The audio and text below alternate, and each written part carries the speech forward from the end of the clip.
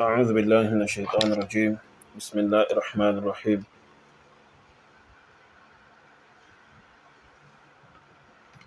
إن الحمد لله نحمده ونستعينه ونستغفره ونعوذ بالله من شرور أنفسنا وسيئات أعمالنا.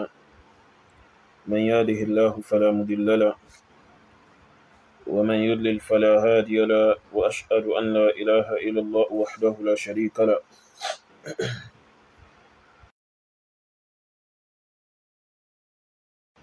يا أيها الذين آمنوا اتقوا الله حق تقاته ولا تموتن إلا وأنتم مسلمون. يا أيها الناس اتقوا ربكم الذي خلقكم من نفس واحدة وخلق منها زوجها وبث منهما رجالا كثيرا ونساء الذي تساءلون به والأرحام إن الله كان عليكم رقيبا. يا أيها الذين آمنوا اتقوا الله وقولوا قولا سديدا يصلح لكم أعمالكم ويغفر لكم ذنوبكم ومن يطع الله ورسوله فقد فاز فوزا عظيما. أما بعد فإن أصدق الحديث كلام الله وخير الهدي هدي محمد صلى الله عليه وسلم وشر الأمور محدثاتها وكل محدثة بدعة وكل بدعة ضلالة وكل ضلالة في النار. أعاذني الله وإياكم منها وأدخلني وإياكم الجنة وبعد. السلام عليكم ورحمة الله وبركاته. أدوكفون الله سبحانه وتعالى أترى إكاتي فوجشن لو محمد صلى الله عليه وآله وسلم. Ìkẹ́ Allahu subhanahu wa ta'ala èyí tí ó ní tán tí ó sì ní parí kó má bá Nábì wa Muhammad, kó má wá dúró lórí ẹnìkan, kó má bá wọn ará ilé àwọn sàhábà rẹ̀ àti gbogbo ẹni tí ó bá tẹ̀lé ojú ọ̀nà wọn tó dẹ̀ ṣe ohun tí wọ́n ṣe ní ẹ̀sìn ní ti tòdodo tí Allahu subhanahu wa ta'ala tó pa láṣẹ. Ìkẹ́ Allah bẹ̀rẹ̀dà kó má bá gbogbo wọn lápapọ̀. Àwa náà tá ṣì wà nínú ìṣẹ̀mí ayé, à ń tọrọ lọ́wọ́ ọba dẹ́dà wa wípé kó jọ kó dákun nínú àánú rẹ̀ kó má jẹ́ ká ṣe ẹ̀sìn mí yàtọ̀ sí Islam, kó sì má jẹ́ ká rìn ìlànà mí yàtọ̀ sí ìlànà annabi rẹ̀ Muhammad sallallahu alaihi wasallam. Àwọn bí Allah bẹ́ẹ̀dà kó jọ kó dákun kó má ṣàgbà àwọn iṣẹ́ dáadáa wa, àwọn ibi tá ti ṣiṣẹ́ kí Allah bẹ́ẹ̀dà kó ṣàmójúkò fún wa. اللهم طهر قلبي من النفاق وعملي من الرياء ولساني من الكذب وعيني من الخيانة فإنك تعلم خائنة الأعين وما تخفي الصدور. طيب lórí àwọn ìdánilẹ́kọ̀ọ́ wa tá ń bá lọ láti máa fi ṣe àlàyé àwọn ìrújú àwọn ọ̀tá ẹ̀sìn Allah subhanahu wa ta'ala, àwọn ìrújú àwọn kèfèrí àti àwọn ẹlẹ́bọ àti àwọn àìmọ̀kan wọn àti òdo wọn tí wọ́n ń pè ní ìmọ̀. Gẹ́gẹ́ bí mo ti ṣe sọ síwájú, ní ìgbà tí láàrin ìgbà tá ń fèsì fún ọmọ Noah Ezike yìí, so àwa sọ nọ́rọ̀ tiwa wípé gbogbo bí tá bá ti mú fídíò ọmọ Noah Ezike yìí wá tó bá ní ṣe pọ̀ pẹ̀lú wípé ń fèsì fún Malam Yusuf Adépọ̀jù, so à ń sọ kó àwọn èèyàn máa gbàgbọ́ yìí rẹ̀ wípé in tí à ń dìfẹ́ndì nínú tí Noah Ezike sọ òun kọ́ ní pé bá torí pé ó ń ṣe kí ni ó ń sọ láti fi fèsì fún Malam Yusuf Adépọ̀jù, bí kìí ṣe pé nítorí pé ó tabá ẹ̀sìn wà ní, torí ẹ̀ láwọ́ ó ṣe àlàyé ẹ̀. Ìdí tí mo fi sọ̀rọ̀ yìí ni pé àwọn kan bẹ̀ tó yá sí pé wọ́n bọ̀ wá sínú DM mi lọ́jọ́ tó ti pẹ́, so wọ́n dẹ̀ máa ń sọ àwọn ọ̀rọ̀ bí pé bá wa tako Noah Ezekiel nǹkan kan bẹ́ẹ̀. So imma nítorí pé wọ́n ní àsopọ̀ pẹ̀lú Malam Yusuf Adépọ̀jù, so torí ẹ̀lẹ́mí ò ṣe máa sọ eléyìí pé èmi ò máa fèsì lórí àwọn nǹkan tí Noah Ezekiel bá sọ nítorí pé bá ó fọ èsì yún lórí Malam Yusuf Adépọ̀jù. So bẹ́ẹ̀ nítorí pé ó fọwọ́ kan ẹ̀sìn wa tí ń ṣẹ̀sìn Islamu, àwa sì gbọ́dọ̀ yanjú rẹ̀, a sì gbọ́dọ̀ clear rẹ̀. Oye kí Allah bẹ̀rẹ̀ dà kó jọ nínú àánú rẹ̀ kó mọ́ ṣàtú àníyàn ẹnìkọ̀ọ̀kan wá ṣe.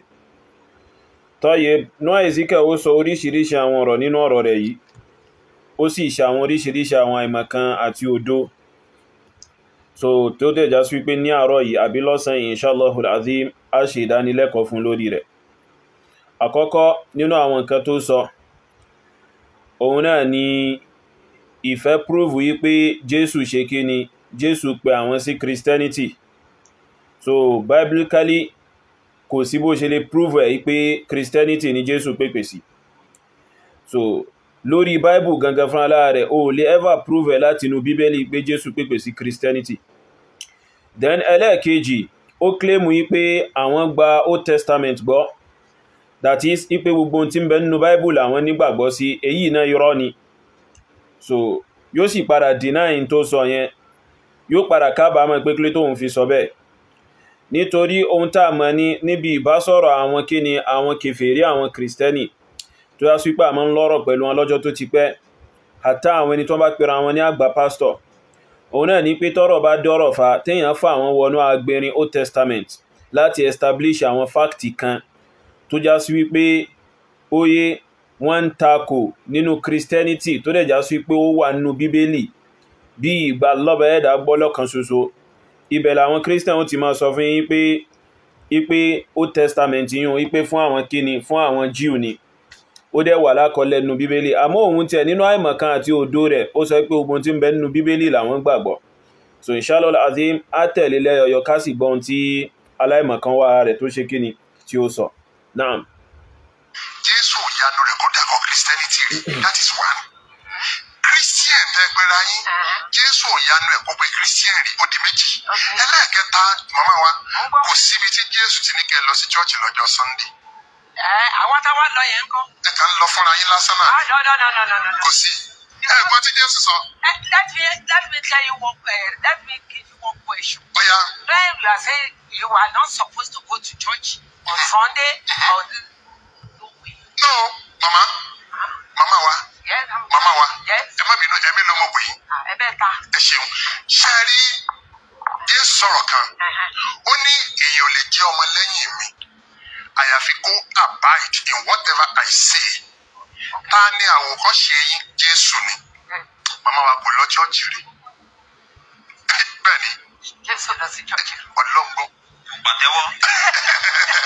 Kò kọrin. Bọ́dà wa kò kọrin kò pàtẹ́wọ́. Òjò. Òjò kò lọ chọ́ọ̀chì kò tó jìtá. Kò kọ́ ẹ̀yọ̀ Kristi Olúwa jọba. Ẹ̀yọ̀ Kristi Olúwa jọba. Mo sọ yẹn kódà kò sí mbẹ̀. Gbéga ẹ̀ bá mi gbé Jésù ga o. Gbéga. Jésù ṣe ni he never attended any church. Okay. Tẹ màmá wa, ẹ̀yẹ kan sọ fún mi pé ibi tí Jésù ti lọ chọ́ọ̀chì ni mo dára yín lé ni. Yes, I'm ready. Ẹ rẹ́dì láti dára wa. Ọlọ́ngbọ́n tí ẹ kàn fi hàn mí nínú Bíbélì. Praise the Lord. Lórúkọ Jésù ọ̀pọ̀lọpọ̀ nílọ. Malam Yusuf Adépọ̀jù ẹni ká má lo fídíò yín mọ́. Ẹ dẹ̀ rò pé a lè lo fídíò yín mọ́, ìyẹn ò lè ṣeé ṣe o. Kí ni ìdí? Torí pé nígbà tí a wo gbogbo ètò tẹ́yìn náà ń ṣe láti ìgbà tẹ́tí ní ẹ fẹ́ pé 30 ìbẹ̀rẹ̀ dírí ìgbà tẹ́ fẹ́ pé 30 years. Nǹkan kan so tẹ́ attack, ìgbàgbọ́ kan so tẹ́ attack Christianity, Bible, Jésù. Tọ́yẹ Noah Ezekiel ó pè ọ̀rọ̀ Malam Yusuf Adépọ̀jù kálọ̀ bẹ́ẹ̀ dábà ní ṣe dáadáa fún wọn. Ó pè ọ̀rọ̀ Malam Yusuf Adépọ̀jù wípé Malam Yusuf Adépọ̀jù ń dìbéètì pẹ̀lú àwọn Christianity àtàwọn Christian. So Malam Yusuf Adépọ̀jù try àti establish nínú ọ̀rọ̀ wọn wípé Jésù ò ṣe kíni kò ṣe Christianity. Jésù ò pèpè sí di Christianity. Jésù kò ever command pé káwọn èèyàn ṣe Christianity. Noah Ezekiel bọ́dé ó lóun fẹ́ fèsì, ó lóun fẹ́ ṣe clarity lórí ohun tí Malam Yusuf Adépọ̀jù sọ. Ó ní látìgbà tí Malam Yusuf Adépọ̀jù ti bẹ̀rẹ̀ sí sọ̀rọ̀ tó dẹ̀ já sí pé wọ́n fẹ́ ṣe 30 years anniversary lórí pé àwọn tí ń sọ̀rọ̀ bá àbí bẹ́ẹ̀ kọ́, so eléyìn náà ọ̀rọ̀ míì ni tásìkò bá tó á sọ̀rọ̀ lórí yẹn. So but èyí tí mo ní ṣe pọ̀ pẹ̀lú sí ni pé ó ní ohun tí Malam Yusuf Adépọ̀jù ń ṣe látìgbà tí wọ́n ti ń sọ̀rọ̀ bọ̀ yìí, òun náà ni pé kí wọ́n atáàkì Christianity, kí wọ́n atáàkì Bíbélì, kí wọ́n sì atáàkì kíni, kí wọ́n atáàkì Jésù.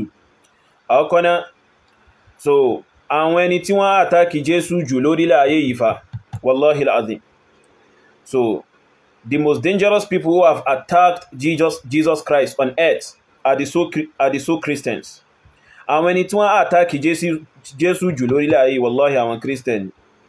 Àwọn Christian tẹ́rí tí wọ́n ń sọ yí pé àwọn ni àwọn jọmọlẹ́yìn Jésù, tí wọ́n ń sọ yí pé àwọn làwọn gba Jésù gbọ́, wallahi kò sẹ́nìkan tó attack Jésù tó wọn. Torí kí ni wọ́n ń pè pé yàn attack nǹkan. So attack means when you forcefully claim or you are forcefully claiming what someone is not. Nígbà tẹ́ bá ń forcefully claim àbí tẹ́ ń forcefully claim ohun tẹ́nìkan ò jẹ́ against òǹtọ̀hún, ẹ̀yàn attack òǹtọ̀hún ni náà. Ẹ sọ pé Ọlọ́run ni Jésù, wọ́n preach fún yín nínú church yín káàkiri ipò Ọlọ́run ni Jésù, a lọ abọ̀ abá pé Jésù è ṣe Ọlọ́run, bẹ́ẹ̀ dẹ̀ ni kò dẹ̀ níròyìn ẹni tó lè jẹ́ Ọlọ́run. So attack nínú Bíbélì ẹ̀yin Christian gẹ́gẹ́ fún ara rẹ̀. So this is also an attack against Jesus Christ. So kò wá sí róhun tí ẹ̀yin Christian ò tẹ̀ wá pé Jésù tán náwọn ìròyìn tó yá sí pé ìròyìn Ọlọ́run ọba ní tẹ́ ń gbé fún Jésù. So ẹ̀yin gẹ́gẹ́ Christian fún alára yín ẹ ti àtáàkì Jésù. So láwọn àtáàkì tó ṣe kíni tó burú jáì, láwọn àtáàkì tó ṣe kíni tó lágbára tó yẹ ká mọ gbọ́rú rẹ̀. So ararú rẹ̀ òun náà ni àtáàkì tẹ́yin Christian àtáàkì Jésù nínú Gospel of Matthew, tó já sí wípé nínú genealogy Jesus Christ nínú Gospel of Matthew wọ́n ń ka àwọn ẹni tó já sí wípé àgbèrè ni wọ́n fi bí wọn, zina ni wọ́n fi bí wọn, óyé àgbèrè ni wọ́n ṣe tí wọ́n fi bí wọn, wọ́n ń kà wọ́n sínú àwọn genealogy Jésù nínú Gospel of Matthew. A very disgusting attack. Attack tó wà so disgusting.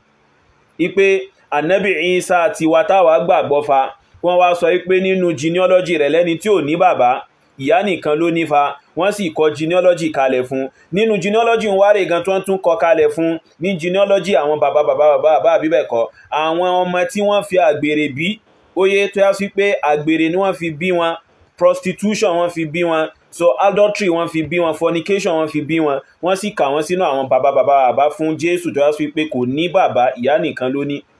So what a disgusting attack. So wọ́n sọ̀rọ̀ ń pa pé attack Jésù, wọ́n náà wọ́n jáde ń sọ̀rọ̀. Ó gbójú pamọ́ Noah Ezekiel.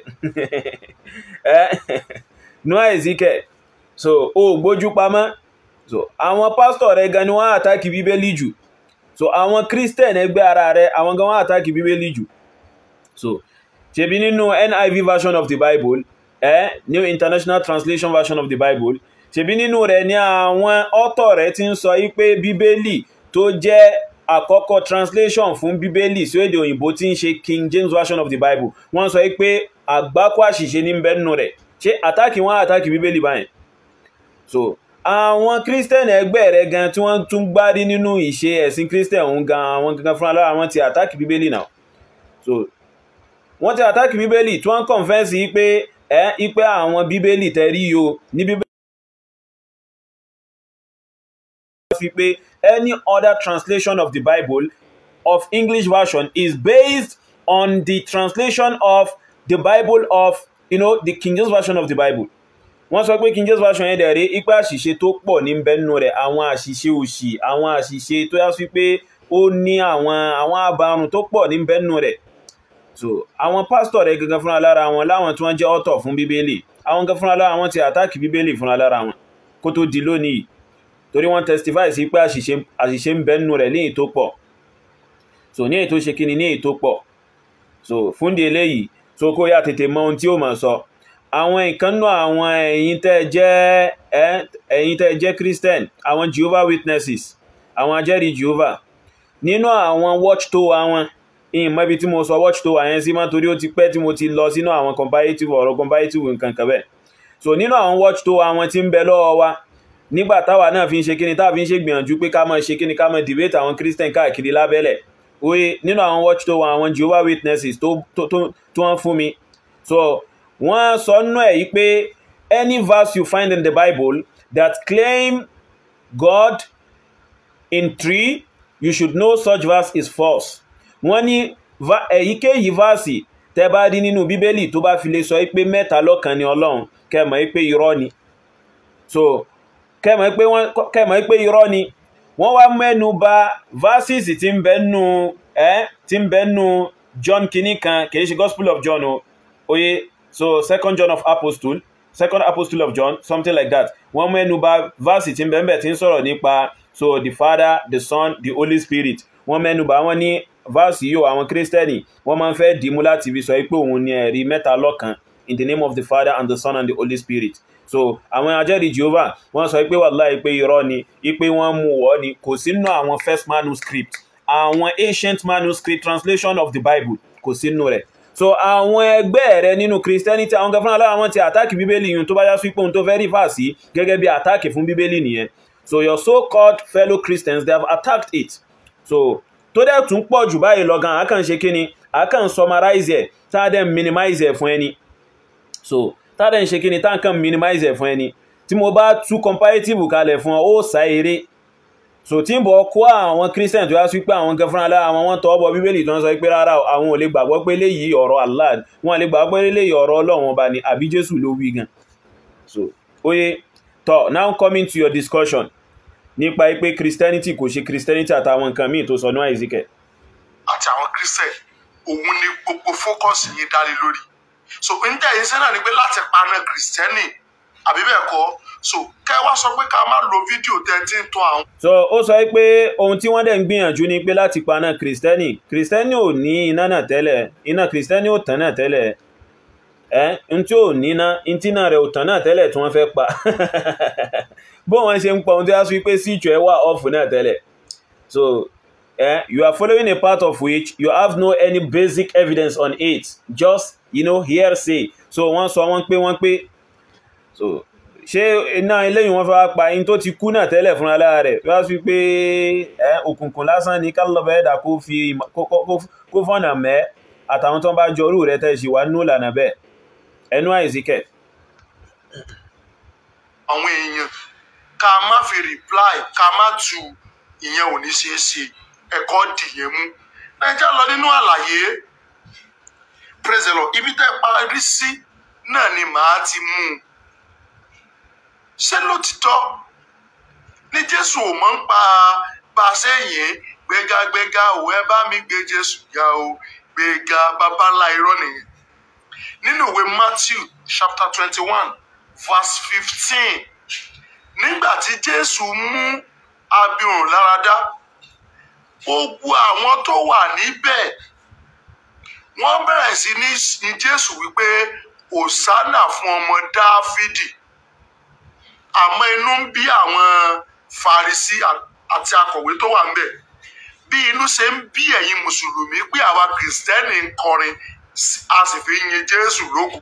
tá ó sọ pé nígbà tí Jésù tó wo aláìsàn kan tó wò sàn pẹ̀lú ìyọ̀ǹda Allah kìí ṣe pẹ̀lú ìyọ̀ǹda Jésù pẹ̀lú ìyọ̀ǹda ọba tó ràn ó ní àwọn tí wọ́n gba Jésù gbọ́ tó ń bẹ́ẹ̀ wọ́n bá ń kọrin yin Jésù wọ́n bá ń kọrin kí Jésù ohun tí Malam Yusuf Adépọ̀jù ń sọ òun ni pé ǹjẹ́ Jésù ó kọrin fi ṣe ìjọsìn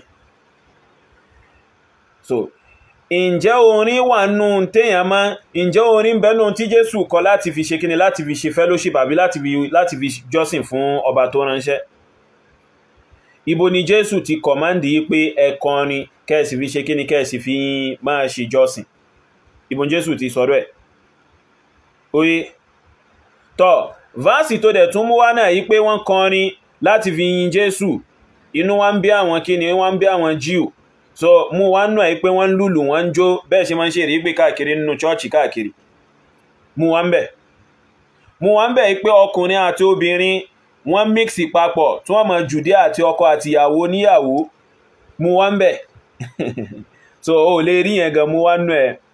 So ṣé lẹ́yìn ni tí wọ́n bá sọ nínú àìsíkẹ̀, so ṣé ẹ̀ ni wọ́n bá sọ mú bí tí Jésù ti ṣe kíni tó ti ṣe lófin pé àtẹ́bá fẹ́ ṣèjọsìn orin àti ìlú ní kẹ́ máa kú káàkiri, kọkùnrin àtobìnrin sì máa jó kí wọ́n máa rèdí káàkiri, ọkùnrin ọlọ́kùnrin obìnrin olóbìnrin kí wọ́n máa jọ rèdí kí wọ́n máa jó, mú wá nú Bíbélì ibi tí Jésù ti ṣe lófin àbí ibi tí wọ́n ti sọ pé Jésù ṣe lófin. Torí èmi ò tiẹ̀ kọ́kọ́ gbàgbọ́ náà pé àwọn ọ̀rọ̀ tí wọ́n sọ pé Jésù ló sọ yẹn ìgbàgbọ́ pọ̀rọ̀ Jésù ni.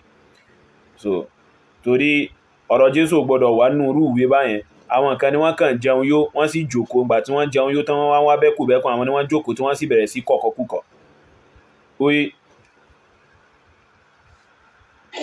wọ́n ṣe ń kọ́ ń gbànà náà nìyẹn táwọn Júù ń bínú, the same thing ló ṣẹlẹ̀ sẹ́yìn mùsùlùmí.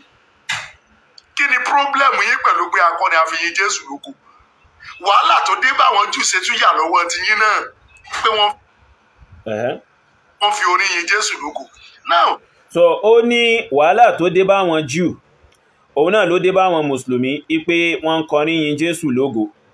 Ṣé Jésù ní kò kọrin yin òun lógo nínú Bíbélì? Ṣé Jésù ní kò kọrin yin òun lógo nínú Bíbélì? Ibo ni Jésù ti sọ pé kò kọrin yin òun lógo? Ibo ni Jésù ti sọ pé ọ̀yá o tó bá dijọ́ Sunday ẹ máa lọ sí chọ́ọ̀chì o kẹ́ máa kọrin yin òun lógo? Ibo ló ti sọ bẹ́ẹ̀? Kò sí. So ohun tó tẹ̀ tún kà nínú Bíbélì gan kò jẹ́ ẹ̀rí fún ohun tí ẹni ẹlẹ́ni fẹ́ ṣe kíni, ohun tẹ́ni ẹlẹ́ni ń prúfù láti inú Bíbélì pé wọ́n bí Jésù ò lọ sí chọ́ọ̀chì. So Jésù kò mọ tí wọ́n ń pè ní ẹ máa lùlù ẹ máa jó sí kóbìnrin àtọkùnrin máa jó papọ̀ mọ́ra wọn. Jésù ò ní àìdíẹ̀ rẹ̀ rárá àti rárá. So from your Bible láti inú Bíbélì rẹ̀ gan pẹ̀lú. ẹ wá ń bi wá léèrè, ẹ wá ń sọ̀rọ̀ lórí pé àforíyìn Jésù. Ìgbọ́n tó wà nínú ìwé Sáàmù àbí à ń kọrin ní church. Ohun tó wà ní Psalm 92 ni kámú láti verse 1. Ohun rere láti máa fi ọpẹ́ fún Olúwa àti láti máa kọrin sí orúkọ rẹ̀ ọ̀gá ògo. Ṣèbẹ́ ilẹ̀ sọ pé Allah ló fún Dáúdà ní sàbúrà. Kí là ń pè ní sàbúrà? Psalm. Kí ló wà nínú Psalm ṣèbórin ni? Ṣé ẹ ti gbàgbé ni? Tọ́ ní àìsíkẹ̀ sọ pé ṣèbẹ́ ilẹ̀ sọ pé Ọlọ́run ọba fún àbí Allah bẹ̀ẹ́dà fún Annabi Dawud, Allah bẹ̀ẹ́dà fún ní kíni, ó fún ní Zabur. So ipe kí ni Zabur, ó ní Psalm. Ipe kí ni bẹ nínú Psalm, ṣèbí ó ní ni. Oye àwa ń sọ fún ipe Bíbélì tí ń bẹ lọ́wọ́ rẹ̀ yun, Ànábì wo ni Ọlọ́run sọ kalẹ̀ fún? Ànábì wo, which of the prophet of God that Bible was revealed to? Tó bá béèrè lọ́wọ́ wa pé ta ni Allah sọ Quran fún, á sọ fún pé Muhammadu ló sọ kalẹ̀ fún. So Ànábì pàtó wo la lè fi orí Bíbélì yẹn sọ pé Ànábì báyìí ni wọ́n sọ Bíbélì yìí kalẹ̀ fún? Ká tẹ̀ kọ́kọ́ bẹ̀rẹ̀ ń bẹ̀ yẹn pẹ̀lú ẹ̀ náà, kó kọ́kọ́ láàgùn, kó bá wá Ànábì, kó bá wá òjíṣẹ́ tó yá sí pé òun ni wọ́n fi Bíbélì yẹn rán, ipò kè Bíbélì yóò òjíṣẹ́ báyìí ni wọ́n fi rán o. This Bible is allocated to so prophet from God, so messenger from God. Kó tẹ̀ kọ́kọ́ bá wá eléyìn wá náà, ká tẹ̀ tó kọ́kọ́ máa sọ tí ń bẹ́nu rẹ̀. Tọ́ Zaburu yẹn wá rèé, tá ń sọ fún ẹ pé Zaburu, so tá ń sọ fún ẹ pé Zabur nínú èdè Lárúbáwá, tá ń sọ fún ẹ pé orin ló túmọ̀ sí. So Zabur nínú èdè Lárúbáwá, tá ń sọ fún ẹ pé orin ló túmọ̀ sí. Zabur nínú èdè Lárúbáwá ìwé ló túmọ̀ sí.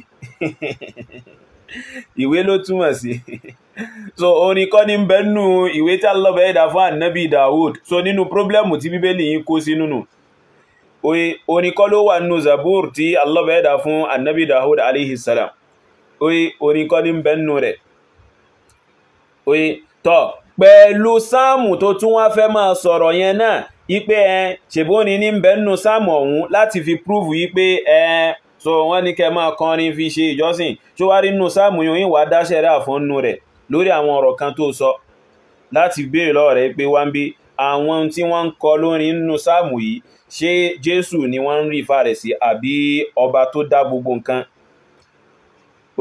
So fún délé yìí Zabur òun kọ́ ni sáàmù tí ń bẹnu kíni, òun kọ́ ni sáàmù tí ń bẹnu Bíbélì yẹn Christian, nítorí Bíbélì yìí kò kò ní collection kankan tó lálàáfíà. It has no any authentic collection. Àwọn kan ni wọ́n jẹun yóò tí wọ́n sì jókòó tí wọ́n sì bẹ̀rẹ̀ sí kọrí dédé. Oye, so Zaburu tí Allah bẹ̀rẹ̀ dà sọ fáwà ipò fún Nabi Dawud nínú Qur'an al-Karim. So òun kọ́ ni sáàmù tí ń bẹnu bíbélì ẹ̀yin Kristẹni. Òun kọ́ ni sáàmù eléyùn. Oye, òun kọ́ ni sáàmù tí ń bẹnu bíbélì yín nínú bíbélì tó já sí wípé ibẹ̀ náà láti rí tí wọ́n ń sọ wípé ànábì kan àti àwọn ọmọ rẹ̀ obìnrin méjì wọ́n lájọṣepọ̀ wọ́n bára wọn sùn. Àwọn ò lè gbàgbọ́ nínú nǹkan báyẹn. So Zaburu tí Allah bẹ̀rẹ̀ dà fún ànábì Dawud kò lè wà nínú ìwé tó já sí wípé ọmọ ànábì kò lè wà nínú ìwé tó já sí wípé ọmọ Israel ọmọ Jacob ó bá ìyàwó bàbá rẹ̀ sùn. So tí ó dẹ̀ sí nǹkan kan tó ṣẹlẹ̀ sí. So Zaburu tí Allah bẹ̀rẹ̀ dà fún ànábì Dawud ò lè wà nínú irú ìwé bẹ́ẹ̀.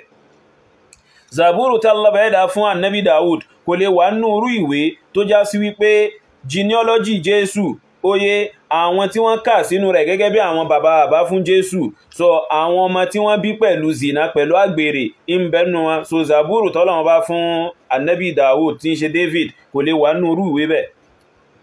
Kò gbọ́dọ̀ sí nínú irú ìwé báyẹn. Oye kò gbọ́dọ̀ wà nínú irú ìwé tí gbogbo àwọn nǹkan báyìí wà nínú ẹ̀. Ṣùgbọ́n àìsíkẹ̀ so kó yá tètè mọ ohun tó wọ báyìí. So àmọ́ sọ ohun tó fẹ́ sọ láti inú sáàmù tó fẹ́ ká. wọ́n ti jẹ́ pé àlá yín náà padà ní kẹ́ mọ́ kọrin mọ́ tó dẹ̀ lóhùn lòun fún Dáfídì ní sáàmù ẹni tó fún sáàmù Dáfídì ní sáàmù orin tí kìí ṣe ẹyọ̀kan tí ṣe méjì almost one something tó padà sọ pé kó mọ́ kọrin. ẹ gbọ́ so ibo ni Allah ti sọ pé òun fún David ní sáàmù. Zabur yìí ṣe sáàmù. Zabur nínú èdè Lárúbáwá ìtumọ̀ rẹ̀ ní ìwé. Allah bẹ̀rẹ̀ dà lò láwọn bòmí nínú Quran tí ó lò ní gbólóhùn Zabur. Níbòmí ó lò ní Zubur. Oye, so nínú èdè Lárúbáwá sí rẹ̀ nínú tí Zaburu àti Zubur túmọ̀ sí ni pé kí ni àwọn ojú ewé. So ìwé tí wọ́n kọ̀ǹkan sí.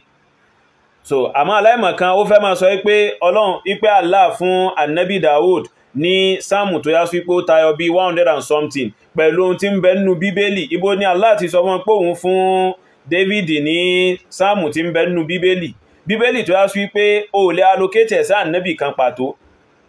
Ànábì wo ló mú bíbélì yín wá fún yín tó fi fọkànbalẹ̀ pé sáàmù tí ń bẹ nínú bíbélì yẹn o so tó fi fọkànbalẹ̀ pé sáàmù tí ń bẹ nínú bíbélì yẹn o David gangan ni so David wọ́n fún David ní ti pàápàá wọ́n fún David ní ti tòótọ́.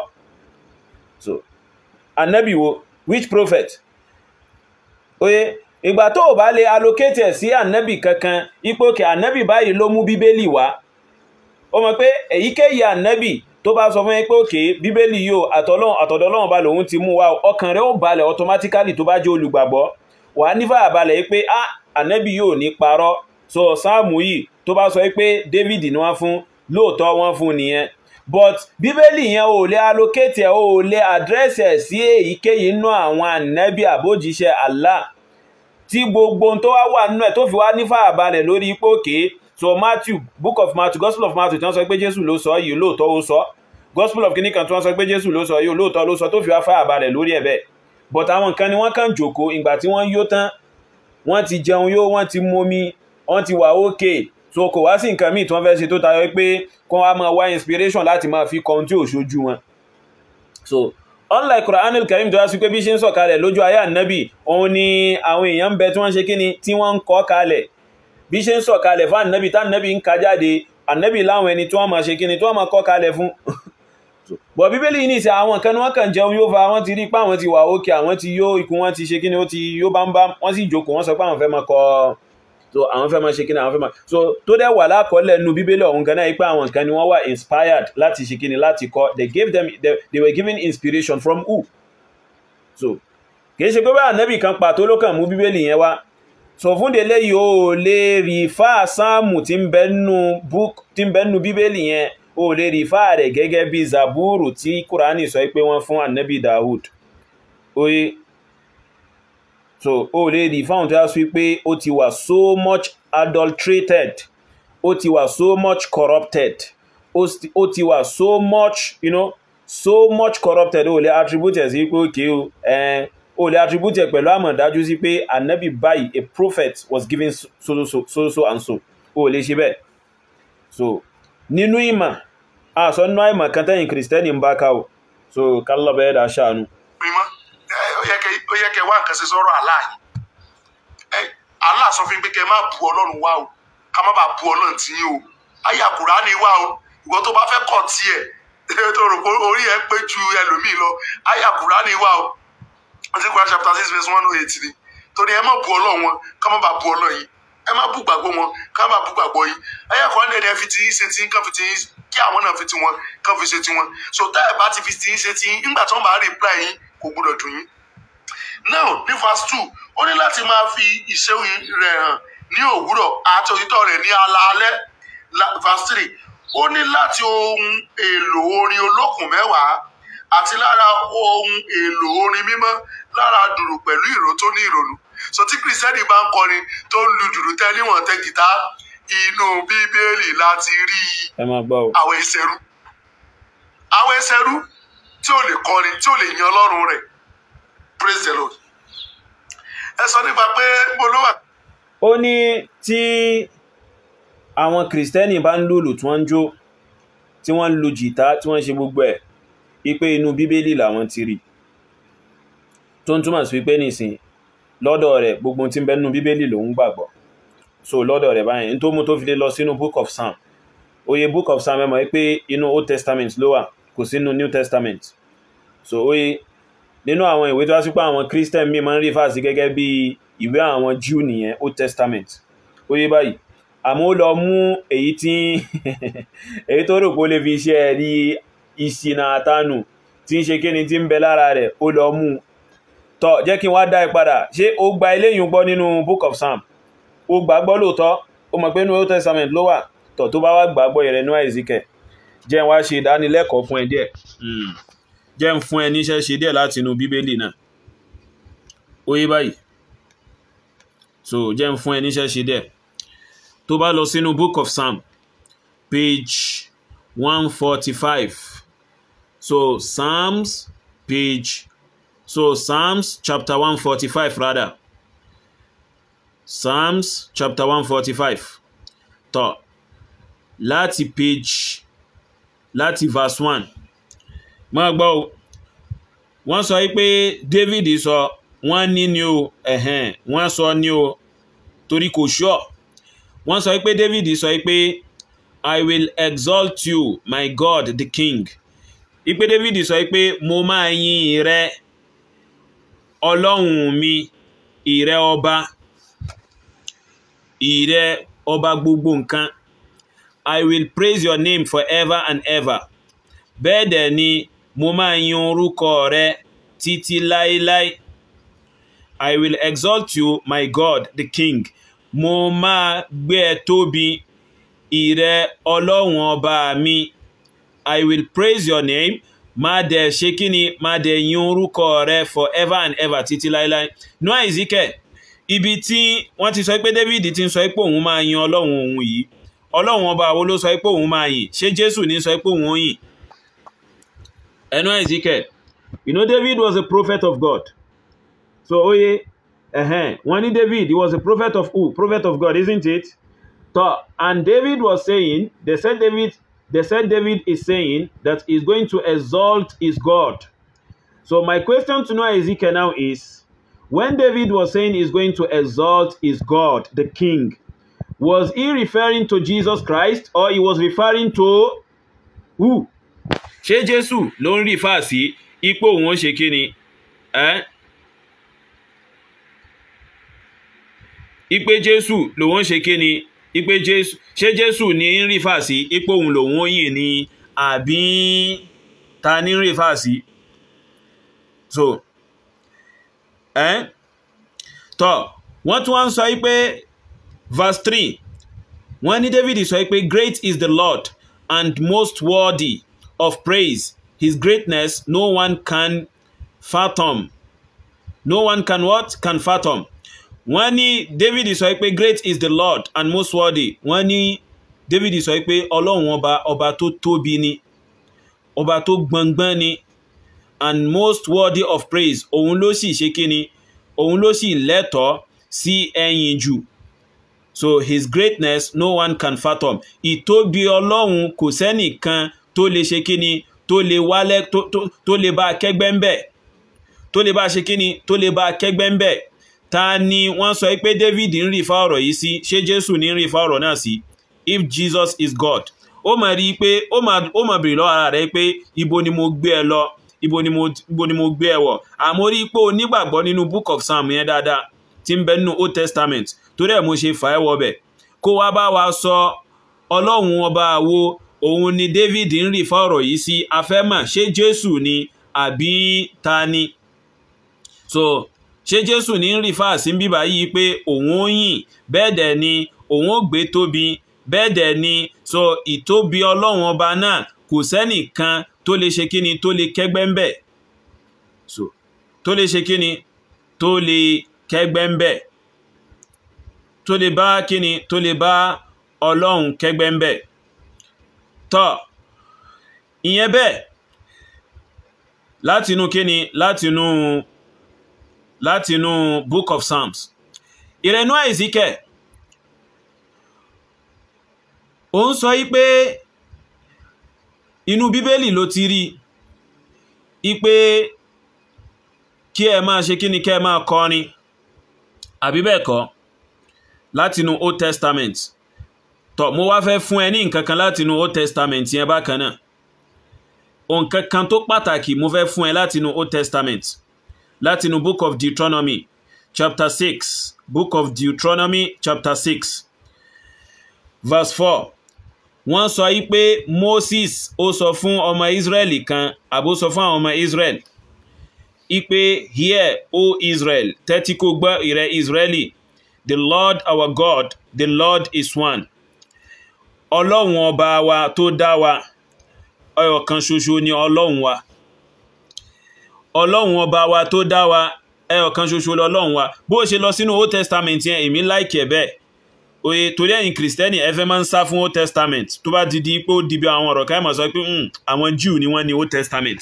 Old Testament yẹn àwọn Jew ni wọ́n ṣe kíni. So àwọn Jew ni wọ́n ní oye tọ́ báyìí sì mo wá ń béèrè lọ́wọ́ rẹ̀. Wọ́n sọ pé Moses sọ pé ìrẹ Israeli tẹ́tí kó gbọ́, the Lord our God, Ọlọ́run ọba wa tó dá wa, the Lord is one, ẹyọ̀kan ṣoṣo ni o, kìí ṣe méjì kìí ṣe mẹ́ta. Nú Àìsíkẹ̀ ta ni wọ́n ń rí fa ọ̀rọ̀ yìí sí látinú Old Testament ń bí? Ṣé wọ́n ń rí fa rẹ̀ sí Jésù ni ipé Jésù ẹyọ̀kan ṣoṣo ni? So tí Jésù bá jẹ́ mẹ́ta nínú ọ̀kan, tó bá jẹ́ ẹyọ̀kan nínú Ọlọ́run mẹ́ta, oye tó bá jẹ́ kan nínú àwọn Ọlọ́run mẹ́ta tẹ́ ń sìn, so ta ni wọ́n ń rí fa ọ̀rọ̀ yìí sí látinú Old Testament? Jésù gangan náà fún aláà rẹ̀ ó rìpítì in tó tún jọ báyìí gẹ́gẹ́ bí wọ́n ṣe sọ pé Jésù sọ látinú Gospel of Kini, látinú Gospel of Mark chapter 12. Nínú Gospel of Mark chapter 12 wọ́n ní Jésù sọ pé nígbà tí àwọn kan wá béèrè lọ́wọ́ rẹ̀ ká gbé láti verse 28.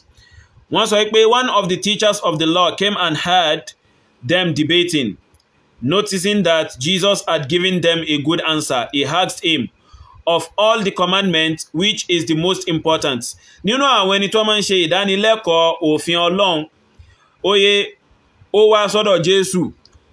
Ìgbà tó dọ́dọ̀ Jésù, wọ́n sọ pé ó béèrè lọ́wọ́ Jésù pé tọ̀, ìrẹ Jésù, nínú gbogbo àwọn òfin pátápátá, nínú gbogbo àwọn commandment pátápátá, which is the most important? Èwo ló ṣe pàtàkì jù?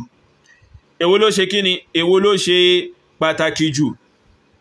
Wọ́n wá sọ pé Jésù sọ pé the most important one, èyí tó ṣe pàtàkì jù nínú gbogbo òfin.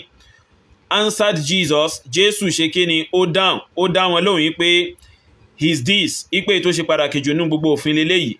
Hear, O Israel, ìrẹ Israeli tẹ́tí kó gbọ́, the Lord our God, the Lord is one. Ọlọ́run wa ọba tó dá wa ẹyọ̀kan ṣoṣo náà ni. Ọlọ́run wa ọba tó dá wa ẹyọ̀kan ṣoṣo náà ni. So ní verse 32, nígbà tí àwọn ẹni tí wọ́n wá pẹ̀lú Jésù tí wọ́n ti gbọ́ ohun tí Jésù sọ tán, tí wọ́n wá sọ pé well said teacher, the man replied. Ipe arákùnrin tó béèrè lọ́wọ́ Jésù yẹn ó sọ pé tọ̀, ìrẹ olùkọ́ wa Jésù, ó dá Jésù lóhùn wípé ìrẹ olùkọ́ wa Jésù, you are right in saying that God is one. Ó correct, bẹ́ẹ̀ dẹ̀ ni ó bọ́ sójú òdodo láti sọ wípé ẹyọ̀kan ni Ọlọ́run wa, ẹyọ̀kan ṣoṣo ni, kìí ṣe mẹ́ta, kìí ṣe méjì, kìí ṣe Holy Spirit, kìí ṣe Holy Ghost, kìí ṣe Jésù. Ọlọ́run ọba yẹn ẹyọ̀kan ṣoṣo náà ni. And there is no other but him. Bẹ́ẹ̀ dẹ̀ ni kò sí Ọlọ́run míì yàtọ̀ sí òun. Kò sí Ọlọ́run míì yàtọ̀ sí kíni, yàtọ̀ sí òun. Noah Ezekiel, mo fẹ́ kó wá sọ̀rọ̀ lórí àwọn nǹkan tá ṣe kíni tá mú jáde fún èyí látinú Old Testament. Àkọ́kọ́, látinú Book of Psalm. Wọ́n ní David yìn Ọlọ́run ipò òun ó máa ṣe kíni, Ọlọ́run nìkan lòun ó máa yìn. David tó sọ pé òun máa yìn Ọlọ́run nìkan gẹ́gẹ́ bí Bíbélì rẹ̀ ṣe sọ, ṣé Jésù ní rí fàásí? Má gbàgbé, David ṣíwájú Jésù ṣẹ̀mí. Oye, David came before who? Before Jesus Christ. Then ẹlẹ́ẹ̀kejì nínú Book of Deuteronomy tó jẹ́ èyí tí wọ́n sọ pé ìwé Moses ní àbíbẹ̀kọ́, tí commandment ń bẹnu àbíbẹ̀kọ́, wọ́n sọ pé ẹyọ̀kan ṣoṣo lọ́lọ́run, wá sọ̀rọ̀ lórí rẹ̀ látinú Old Testament. À ń retí ohun tó wà sọ lórí ẹ̀. So mo mọ̀ pé ó fẹ́ sákò ń bẹ̀ náà ò ní wá. So torí àwọn kan báyìí tó bá ti di pé alẹ́ mọ́ àwọn Kristẹni, wọ́n mọ̀ sọ pé rárá o, àwọn Jew ni wọ́n gba Old Testament gbọ́, àwọn ni wọ́n ṣe kíni, àwọn ni wọ́n máa ń lo Old Testament, ẹ̀yin Kristẹni New Testament ni. Àmọ́ ńgbà tó fẹ́ dìfẹ́ǹdì orin òṣì àti àtẹ́wọ́ ọ̀ranù àti àtẹ́wọ́ òṣì tẹ́ mọ́ ń pa ní chọ́ọ̀chì káàkiri, àtàìmọ̀ kan tẹ́ mọ́ ń ṣe tẹ́ mọ́ fi ń dààmú àwọn ará àdúgbò káàkiri pẹ̀lú ariwo. So o lè lọ sínú Book of Psalm láti sọ pé orin rèé, ọ̀yá àti gbéṣẹ́ fún ẹ, àti gbé assignment fún ẹ. Kọ́ máa lọ chọ́ọ̀chì, kí là ń pè ní chọ́ọ̀chì? Kwẹ́sọ̀ tó yẹ kẹ́kọ̀ọ́ máa bira yín kẹ́ tó sọ̀rọ̀ jáde nìyẹn. Ìjọ ní ìpéjọpọ̀ àwọn ènìyàn kì í ṣe building, ìpéjọpọ̀ àwọn ènìyàn tí wọ́n ń kọ́ra wọn ní ẹ̀kọ́ àti ìlànà Ọlọ́run ni. Gbogbo ìgbà tí Jésù lò láyé, ṣé bẹ́ẹ̀ náà máa ní àwọn ìjọ Jésù, àwọn ìjọ ànábì Ìsá? Kí ni ìtumọ̀ àwọn ìjọ ànábì Ìsá? Chọ́ọ̀chì àwọn tó ń tẹ̀lé ibi tó bá péjọpọ̀ sí tí wọ́n ti ń kẹ́kọ̀ọ́, àwọn ni à ń pè ní ìjọ.